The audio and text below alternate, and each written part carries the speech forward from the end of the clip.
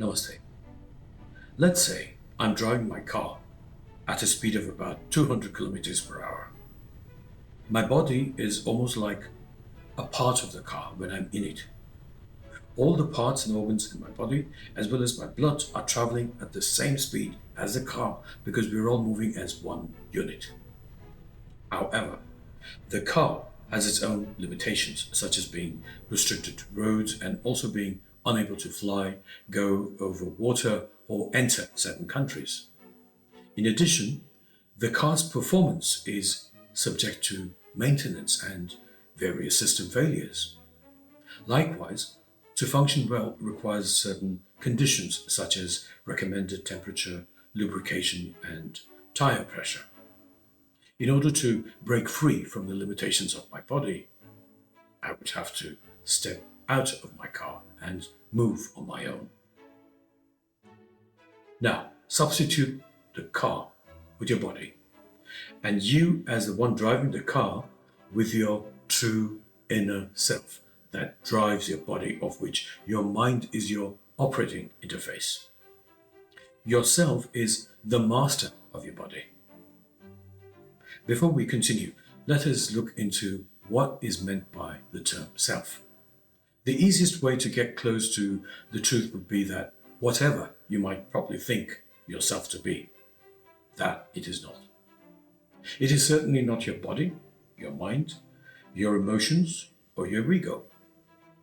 There is a simple experiment that anyone can perform to get an understanding and feel of the self. It is certainly not one of the widely marketed meditation techniques promoted by individuals claiming to be evolved souls, a term whose meaning continues to remain unclear to me. It was during a particular introspective session that I had with myself many years ago, at the end of which I actually rediscovered myself, leading to a complete change in my whole psyche that led me into a better future. The session was based on an idea of mine, which is basically an extremely simple method. It helped me actually feel my true egoless self. What I first did was to stand erect, blindfolded, in a pitch dark room. I asked my friend to spin me around so that I lost all directional awareness. I remained completely still, not moving a limb or my neck. I then saw through my mind's eye, and I imagined I was flying in the air. Remaining completely still by not moving any body part, I tried to mentally perceive my body. I just could not do it, and realized that I would need to move my hands, legs, or neck in order to be able to even feel the existence of my body. I must say it was really bizarre. At that stage, I was in a near bodiless state of mind. I then started mentally looking for the source of the feeling of the I in me. I tried to find out from where my questions arose. I observed that it was impossible to pinpoint the location of myself.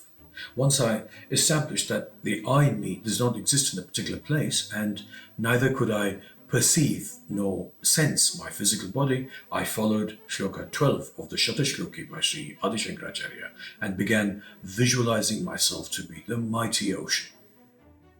I began by visualizing myself as a wave in the ocean, as a massive wave, and I mentally flowed in the ocean. Shloka 12 of the Shloki by Sri Adi Shankaracharya, which I'm now going to say, started appearing easily relatable to me.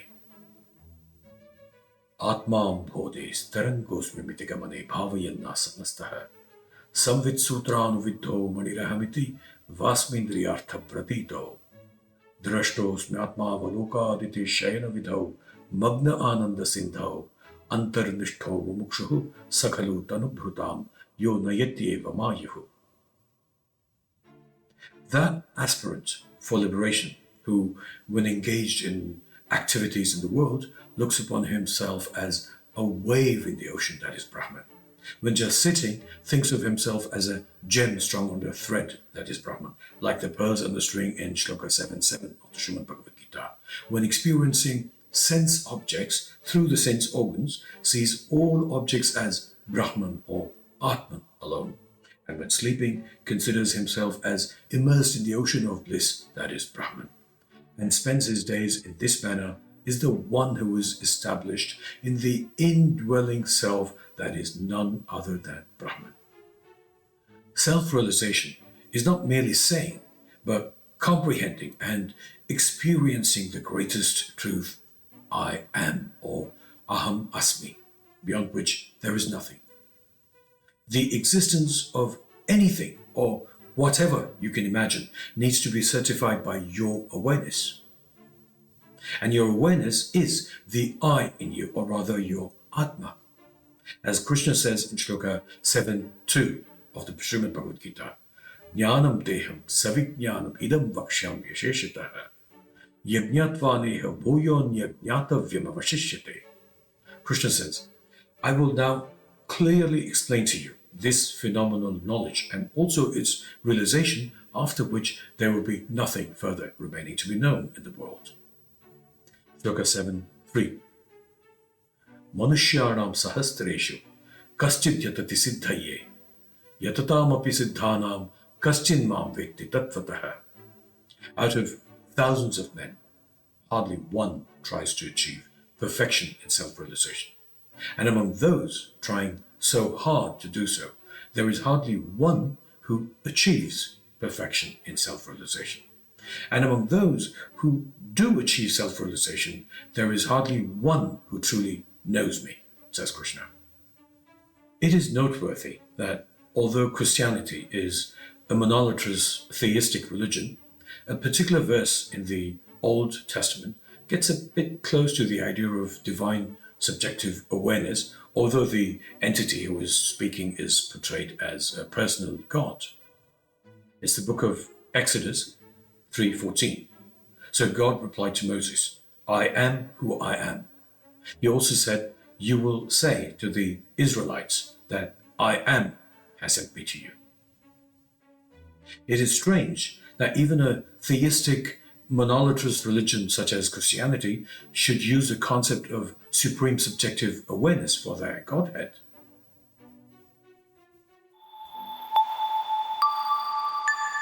The human body has its own limitations, and therefore it is natural for people to think and believe that they cannot be all-pervading.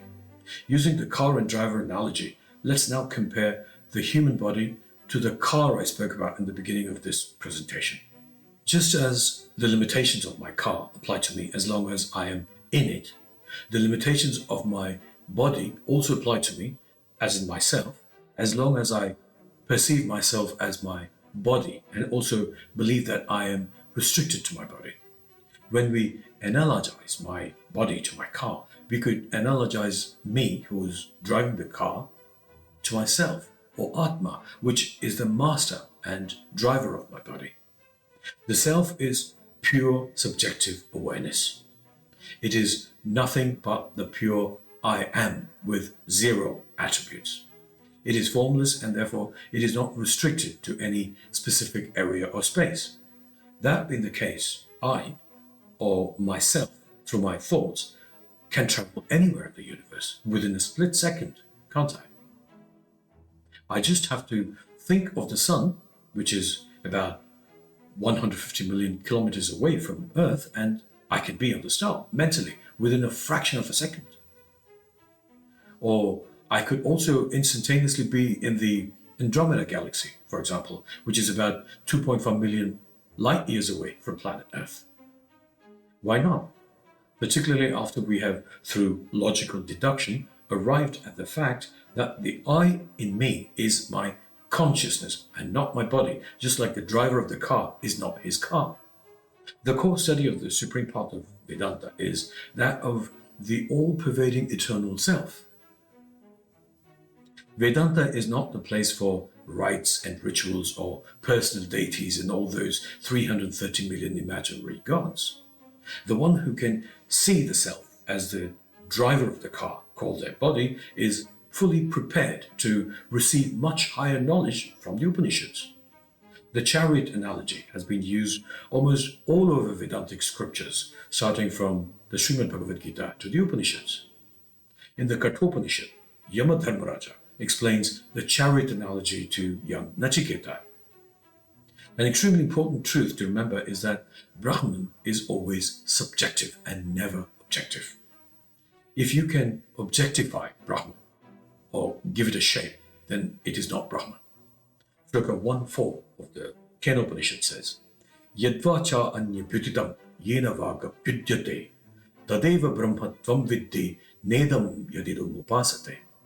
Know that Brahman is that which cannot be expressed through speech, but through which speech itself is conveyed. It is that alone which should be recognized and not the objects of worship that people venerate here. Shloka 136 of the Brihadaranyaka Upanishad says that the closest description of Brahman could be neti neti, or not this, not this. It is because there is no other description for Brahman. And whatever description an individual could come up with would only stem from his or her imagination. Now, this is something very important for what I would call confused Krishna devotees. A lot of such confused Krishna devotees actually believe that Krishna is a person, like the guy portrayed in some films played by great thespians, of whom I'm certainly an admirer. They believe that he would have to be pleased through chanting, singing, dancing, and through rites and rituals so that he would be happy and bless them with wealth and happiness. Look, if you can objectify Krishna, then it is not Krishna. So says the Srimad Bhagavad Gita in Shloka 7.24. Avyaktam vyaktimapannam manyante mama buddhaya param bhavam ajananto mamavyayam anuttamam.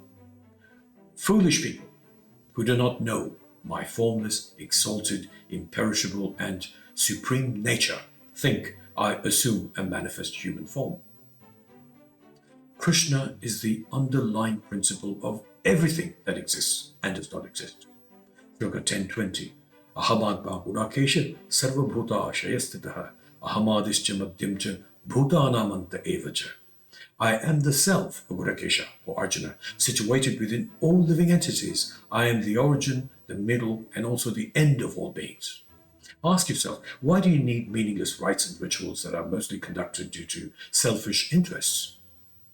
Whom are you trying to please or impress, and what for? Look at Arjuna. Did he pray to Krishna and ask him to miraculously win the war for him? No. At first, Arjuna almost gave up because he was overcome by emotions that fundamentally stemmed from his lack of Atmajnana, or the knowledge of the self. However, in Shloka 2.7, Arjuna takes the most crucial step of surrendering to Krishna and seeking intellectual advice. Learning to understand the analogies in the Srimad Bhagavad Gita is important and really useful. It is only knowledge and understanding that can lead to a fulfilling and useful life. Dhritarashtra, whose name literally means one holding on to his country, represents any common person who is blindly attached to his body. Arjuna, who is devoted, principled, straight as an arrow, and basically fearless, represents the inherent but usually clouded nature of seeking and learning in every individual. Arjuna humbly submitted himself before his teacher Krishna, who represents the intellect. Arjuna then learned to use his mind as his reins to control his horses, which were his senses, emotions, and all intelligence-numbing thoughts, and fought the battle of Mahabharata, which in turn analogizes the constant battle between opposing thoughts and dualities in the human mind. Take to studying Vedanta. Working towards reaching the highest goal of self-realization should be any true seeker's objective. Does the Srimad Bhagavad Gita ask individuals to shave their heads, dance on the streets, pour stolen animal milk on Krishna's vigrahas, hold contempt towards those who ask questions, or do not adhere to their hollow and self-centered customs and traditions? No. The scripture says that it is knowledge that the seeker should be going after. Never forget the superlative degree accorded to jnana or knowledge in the Srimad Bhagavad Gita. Shloka 438. Nahi jnanena sadrusham pavitra miha vidyate tatsvayam yoga samsiddhaha kalena atmani vindati. Krishna says, there is certainly nothing more purifying than knowledge. He who is perfect in yoga finds it in the self in due course of time. Will I die when my car dies and is sent to the junkyard? No, I won't. Similarly, will I die when my body dies? No, I won't, because I am pure consciousness. Myself is the same all-pervading Paramatma, which is the Paramartha Tattvam, Supreme Brahman or Krishna. Anyone who has attained this understanding can be completely free from the fear of death, and the one who does not fear death fears nothing and is forever blissful. True knowledge helps people grow out of their childish delusions of a personal god or gods and their fear of incurring the wrath of such personal gods for not going to the temple and performing pujas expecting divine favors, or for not fasting on Tuesdays or Saturdays. I offer you a short course which is an introduction to the Vedas and 10 principal Upanishads. Please visit this page and watch the videos. The URL is bit.ly/intro-vedanta. Can there be two skies? No, there can't. Similarly, there cannot be two selves or awarenesses, or your soul and my soul, because the self or awareness does not possess namarupa or a name and form. The non-dual, all-pervading self is Brahman. I am Atma Brahman. It is in Shloka 2 of the Mandukya Upanishad. Sarvabhum hetat soyam atma brahma soyam atma chatushpat. Prajnanam Brahman. Supreme consciousness is Brahman. It's in the Aitareya Upanishad 3.3. Tat Tvamasi. That you are. Chandogya Upanishad 6.8.7. Aham Brahmasmi. I am Brahman. Brihadaranyaka Upanishad 1.4.10. Be aware that superstition and the lack of clarity in the mind fills your mind permanently with the fear of being watched and also being judged. Such a mental disposition can only lead a person far away from the supreme truth and could eventually cause them a painful exit from the planet, whenever that happens. What is the worst thing that could happen to you? You will die someday, won't you? Would you like to live a life full of fear of some guy called God and go through a scary and miserable death of your body? Or would you like to exit as a hero who stood tall and faced it all? Have you watched my video titled The Two Truths of Life? Here is Shloka 2.5 of the Kenopanishad. Ihacheda vedidata satyamasti nachedi havedin mahativinashte bhuteshu bhuteshu vichitya dhira pretyasma lokad amrta bhavanti. If he recognizes the divine within himself in this life here, then he is blessed. If not, he will face great loss. The wise who understand the divine presence in all beings transcend the world and attain immortality. Shun all superstition and irrational beliefs and take to Vedanta, which is your path to ultimate bliss. Start with the Srimad Bhagavad Gita and some principal Upanishads. Before I end this presentation, I would like to quote the second shloka from the 9th chapter of the Srimad Bhagavad Gita, which is something for ignorant people who've been made to believe that the Srimad Bhagavad Gita is extremely complicated and cannot be learned without the help of some good guru. Rajavidya Rajaguhyam Pavitram Idamuttamam Pratyaksha Vagamam Dharmyam Susukham Kartumavyayam. This is the royal science, the supremely holy and profound secret that can be experienced directly and comfortably. It is easy to practice and is everlasting. Note this, pratyakshavagama, meaning it can be perceived immediately, and susukham, meaning easily and comfortably. All that one would need to do before starting the study of Vedanta would be to clear their mind of unwanted, dogmatic and dualistic clutter, think more rationally, and be prepared for a complete shift in their fake paradigm of God that they have been fed with all the while. Thank you. May peace reign in your heart, mind, and soul. Stay blessed. Jai Shri Krishna.